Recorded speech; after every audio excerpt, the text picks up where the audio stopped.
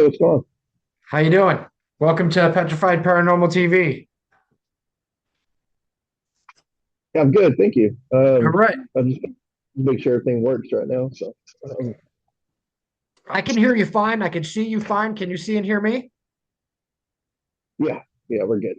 All right, perfect. Okay, let's start with what got you into the paranormal. You're a paranormal investigator, right? Yeah. Just so everybody's aware, my name is Jason Walker.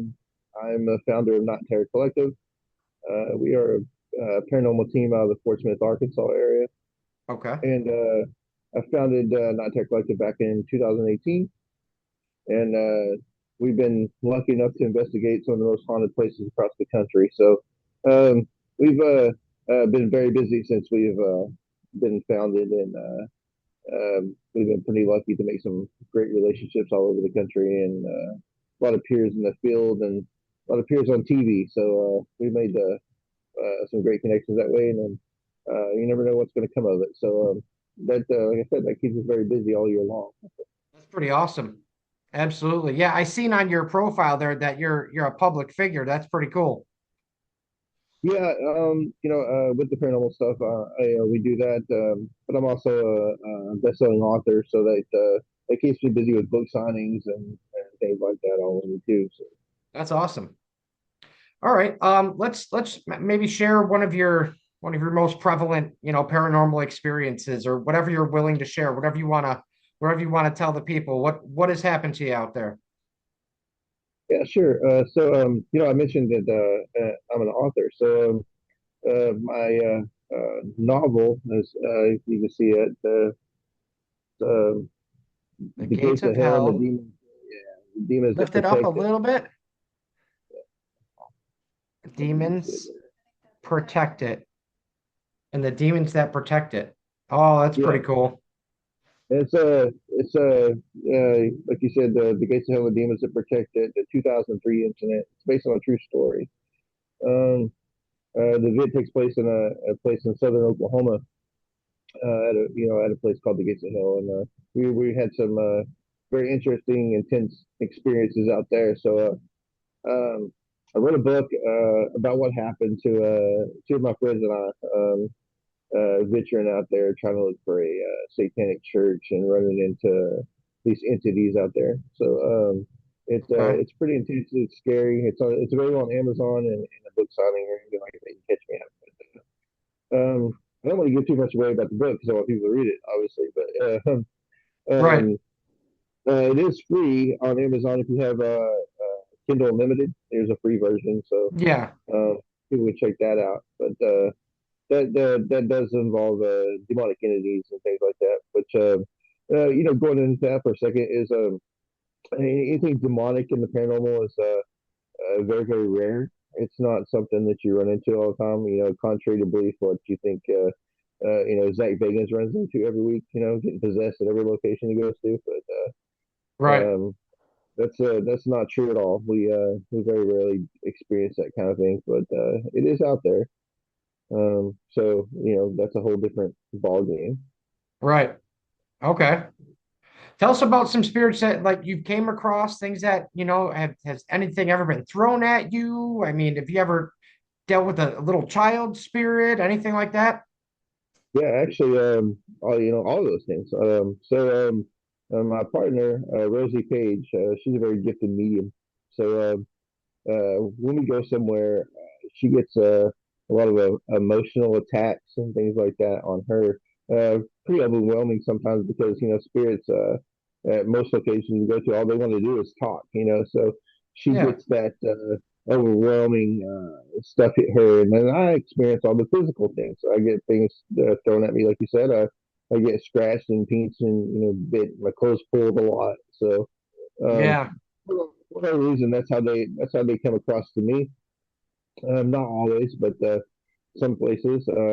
We were at a place called the Broken Bow Asylum in Broken Bow, Oklahoma, and Okay. then we did an investigation down there, and it was pretty intense as far as emotionally for my partner. And uh, I experienced some shirt pulling and stuff, but You mean that your we got partner there. had like like emotional changes while being there from the place, or Well, what it is like you know, like I said, most spirits when they recognize somebody they can communicate with them, they all want to talk to her at the same time. So you have oh, a lot of that, like you know, all that sadness and everything overwhelming her, you know, all at once. So it's pretty hard for her to take sometimes. But oh, that's really sad. yeah, so she can kind of convey how the spirits are feeling, whether they're you know they're angry or sad or upset or whatever. But again, that you know that takes an emotional toll on her. It really drains her. So you know, and I Right. get to come along and back up what she's feeling with our gear and stuff like that. And that's pretty cool how it's validated in that way. Um, Had she ever asked the question like, why are they still here? Why have they not passed on? Things like that. yeah, sure. It's a very you can imagine you know being a very you know, really emotional experience for them too, the spirits. So, you know, some of them doesn't necessarily want to talk about like, you know, their death or what caused it, or, you know, Oh, some people might say, you know, a spirit might say a name, uh, or something that's kept them here, or some are just, they just didn't want to, you know, just didn't want to just pass along. They wanted to just be here because it's what they know, you know. So, yeah. um, you know, however that works on the other side, you know, I don't know how many chances they get to cross over. I'm not sure, but she does. She does do cleansings, and she can clean a spirit out of a location, depending on how you know intense it is, and if we're actually dealing with a human, you know what I mean. So, Yeah. uh, but when we were down there, though, we were investigating this one part of the building, and there where this male spirit resides, and he doesn't like other males in his territory. Okay. So and can you imagine, you know, what we do? You know, it's pitch black. So we go in this one area and something really hard hit me in the shoulder.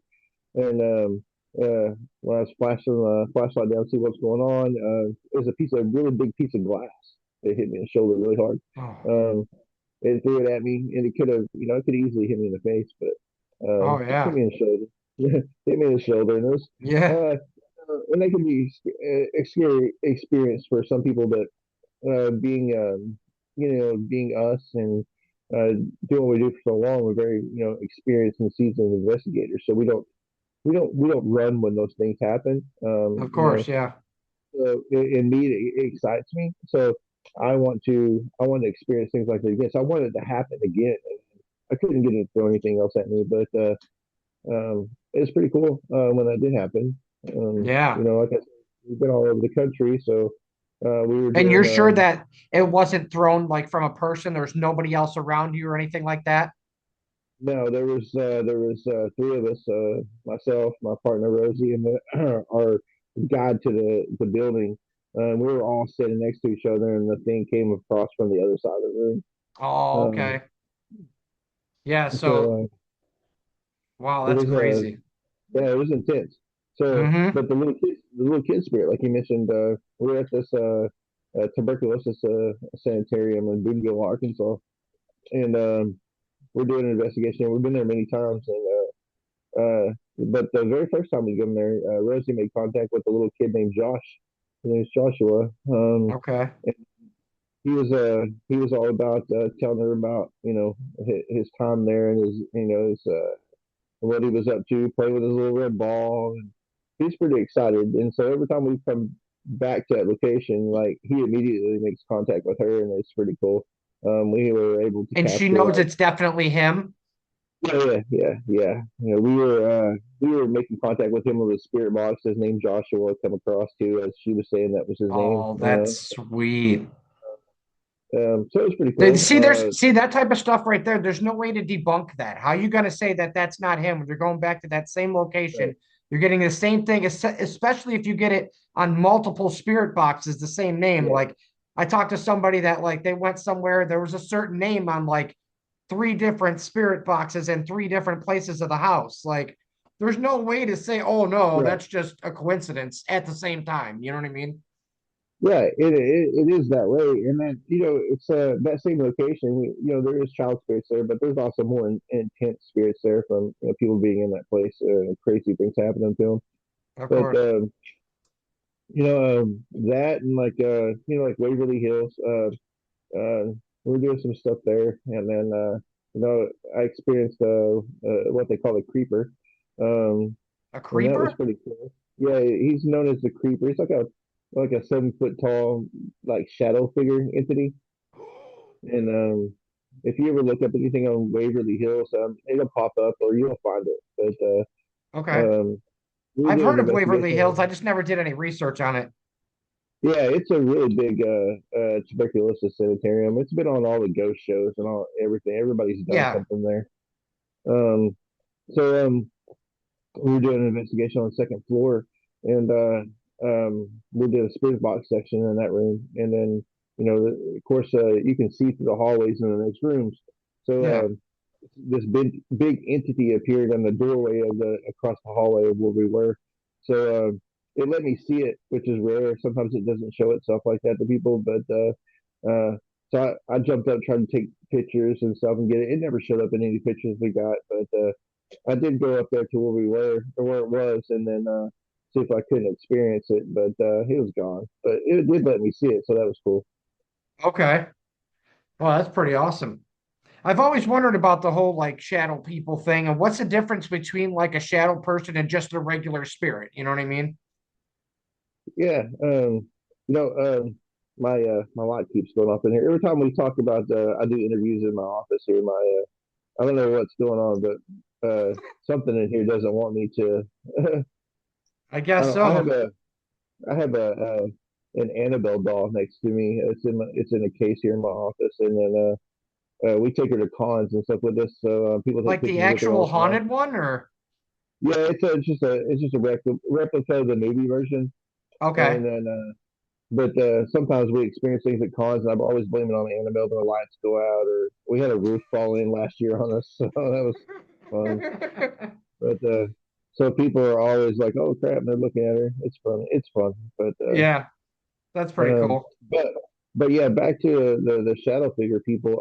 There's all kinds of different shadow beings, but one the prominent one is what they call the Hat Man. If you've ever heard of Yep. that, so Whew. but um, yeah, the Hat Man, and he appears I'm all over the sorry, man. world. I don't mean to laugh. That's crazy though.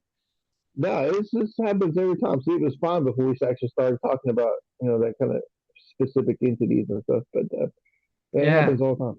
But there's all kinds of crazy stuff here in my office, so there ain't no telling. But anyway, yeah, so he's appeared to people all over the world, which is crazy. Always, people depict him as always wearing a fedora style hat, maybe have red glowing eyes or something like that. But I've never experienced the Hat Man myself, but I've seen plenty of shadow people. But I don't know, they seem like they're the I don't know. I don't know if you call them like the soldier entities of the paranormal. I mean, they're just like everywhere, at every location you go to. Okay. And you can come across them as being you know a bodied apparition in a way, so you can tell that it's a like a person shaped figure, but you can't never make any features out. The Hat Man is the only one that's different. I Okay. figured, just doing some stuff on him and know what I know what we do, but I figured he's like the ringleader of all shadow people, like all over the world. It's kind of I've crazy. Like heard he's that been, from a couple of people's opinions that shadow people are not like a spirit of one of us, like you or me. Like it never yeah, lived before, kind of thing. right, yeah. It never was. I feel the same way. It never was a human. Yeah. So I don't know what their purpose is necessarily, but Do you you do think it's more experience. evil than good, or Well, I don't know. I don't even know if I'd say evil because I mean, it's not like shadow people aren't really affecting people in that way. They just make themselves known as being seen, but they don't really yeah, do like they're not anything. harming people or killing people or anything? Right now, the Hat Man is different because he's known to be caused like paralysis and things like that, where you can't move when you see him, that kind of thing. Oh, So I've never heard that.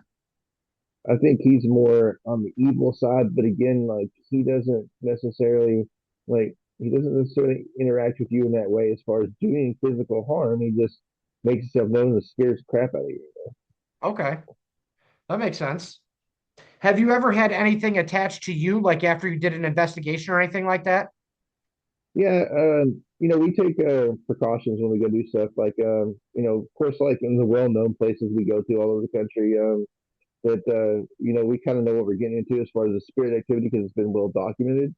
But when we go to residential places to see what's going on or help people, and we might do a cleansings or something like that. But you never know the type of entity we're dealing with there because it's not, people don't know. Hey, it's like, I swear. But So you investigate just like regular people's houses as well? yeah, we get that a lot.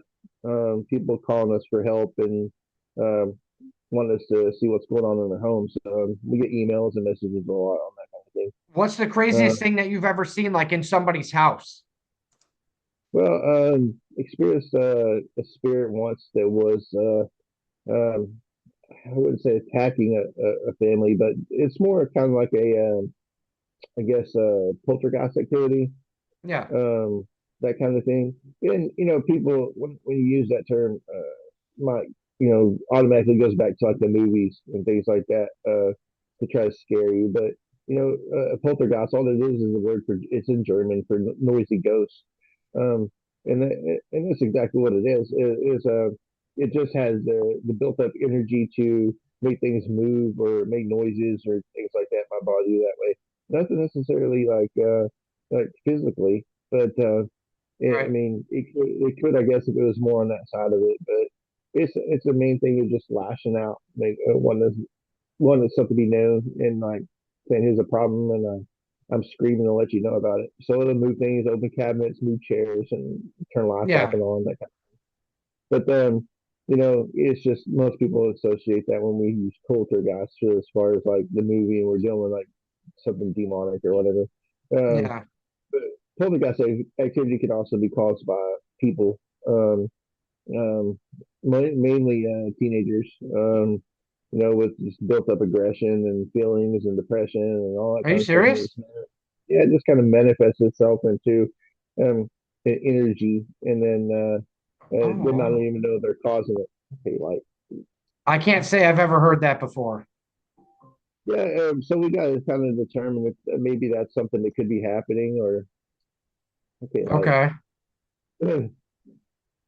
but it's like when people reach out to us and say there's all kinds of things happening or experiencing things or hearing voices or whatever, but we we have to do our best to determine see if it's we're dealing with somebody be crazy Mhm. or or it's legitimate. But we try to give everybody a fair shake on that and not just assume. So we'll at least talk to them on the phone, Right. see if we can figure something out on that. But that's one of our main things we try to do is help people. So um, it's not all about going to these locations and things like that all the time. But Right.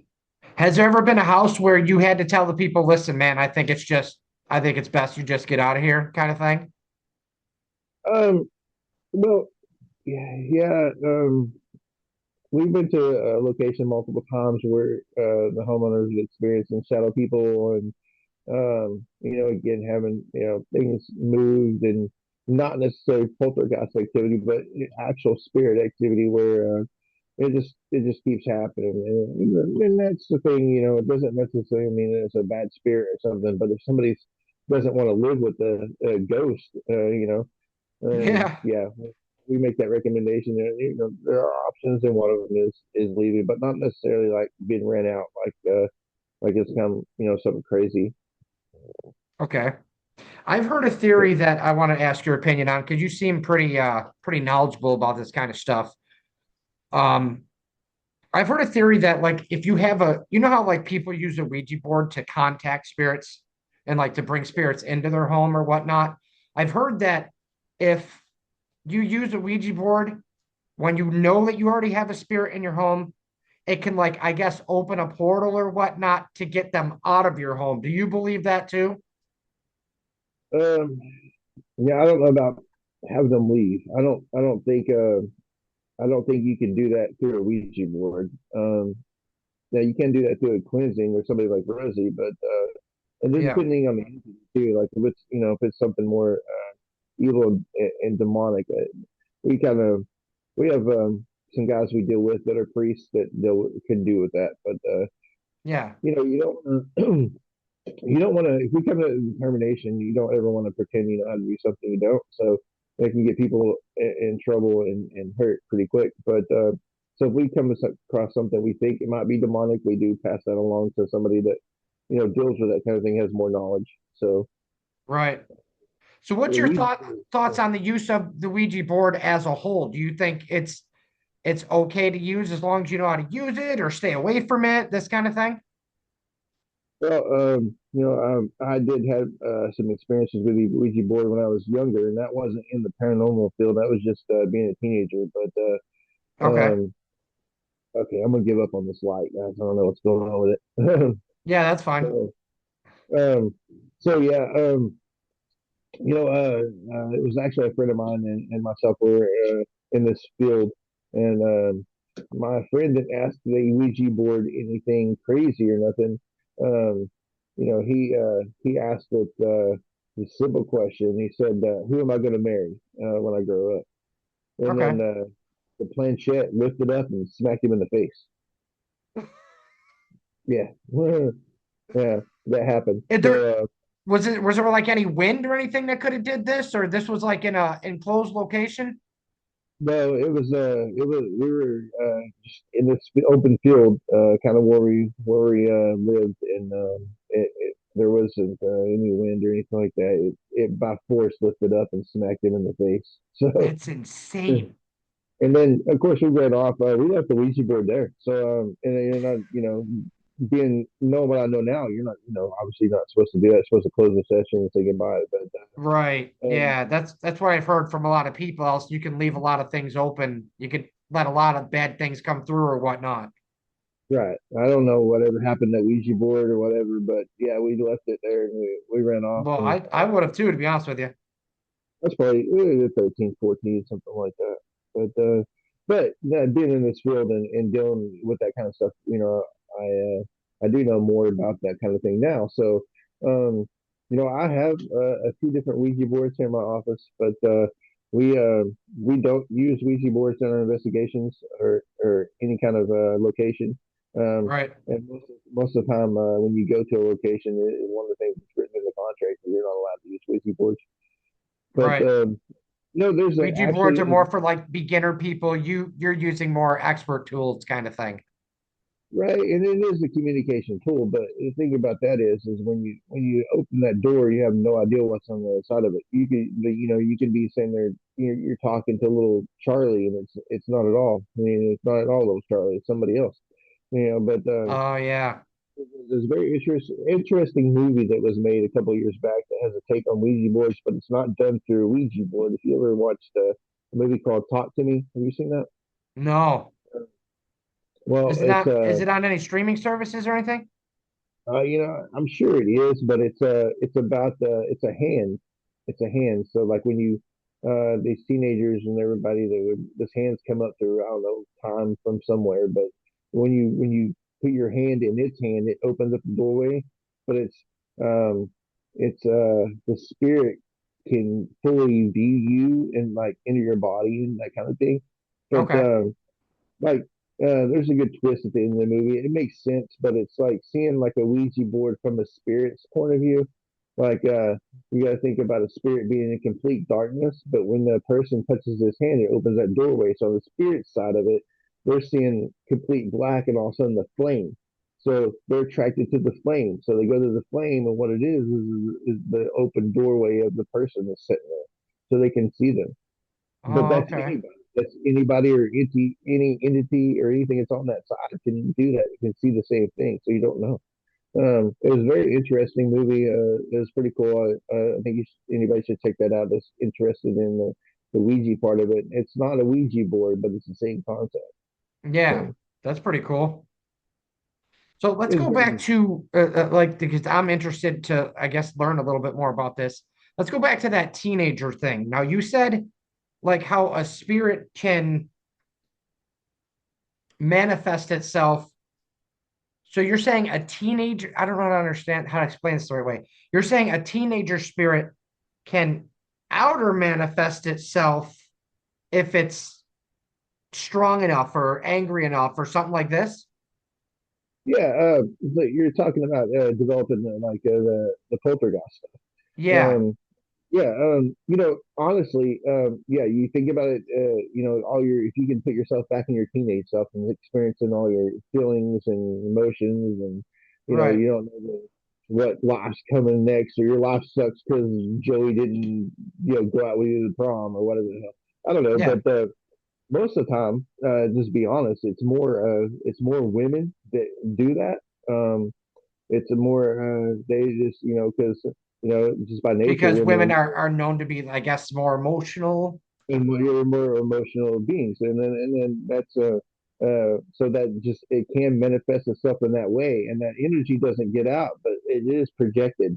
Like it could be like it could be like even when the person be sleeping or whatever. Like I said, they're unaware that they're even the cause of what's happening, but that happens, and it can happen at any time. But the teenagers are more, just sometimes dealing with emotions all at the same time, or they don't know how to handle stuff sometimes, and that just builds up.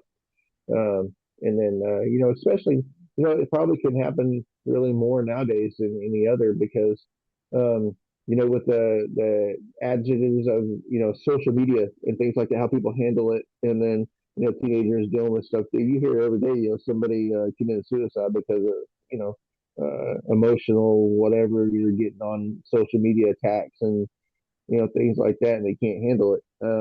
Right. That's a different time, for us, and then for people nowadays. But a lot of Oh, that's people being crazy.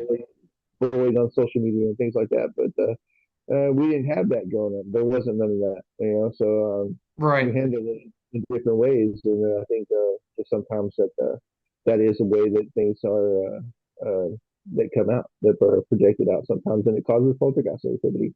Obviously not all the time, but not every teenager is going to be able to do that, but it is Yeah. certain situations. But Just uh, interesting to think that that's even a possibility, in my opinion. You know what I right, mean?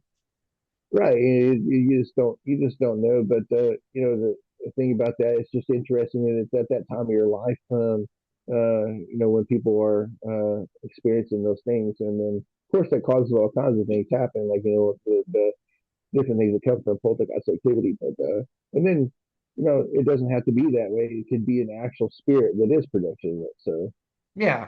Right. Of course. Okay. We are getting pretty close to time here. Do you want to show your book one more time and tell everybody where to find it, like the exact like web address, or put up a link or anything like that before we close it well, out? I mean, see if I can just like this, but so this is the book. This is my main novel here. Um, The it is Gates of Hell available. and the Demons Who Protect It. That Protect It. Yep. The 2023 incident based on a true story. That's sweet. Yeah, it's You pretty know, I'm not cool. much of a reader, but I still would like to read that book. It's in like, this is a hardback version. I have paperback, and then like I said, the Kindle version is free, I believe. So, and then a couple years before that, I read a children's book. It's a little ghostly ghost. Oh, that's cool. So what Oh, that that's is, really cool. that's a story that it has a little story that rhymes. It's got pictures of us doing stuff in the field. I included some pictures of apparitions out there that's not very scary. So just stuff for kids to nice little story, and like I said, pictures for them. So Yeah. you find all that on Amazon, or anything I post about doing a book signing somewhere or whatever. But you Okay. can find our stuff on all of our stuff on Facebook, and Night Terror Collective on Facebook, and on TikTok. We're pretty big on TikTok, so Night Terror Collective on TikTok, and then like I said, all that stuff keeps us really busy. So Awesome. Awesome. Well, Jason, thank you for being on the show, man. I really appreciate it. You seem very, very experienced in all this. I'd like to have you on again after maybe you have some more experiences. You know what I mean? I'll reach back out maybe in a few months. sure, yeah, anytime. All right. Thank you very much, man. I'll get this spun down and I'll send you the link as soon as I get it done. Cool. Thanks for having me. Thank you. Have a good night.